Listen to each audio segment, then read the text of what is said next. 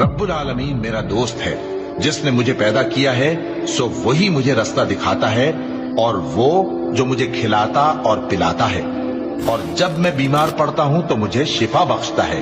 और वो जो मुझे मौत देगा और फिर जिंदा करेगा, और वो जिससे मैं उम्मीद रखता हूं कि क़यामत के दिन मेरा कसूर बख्शेगा।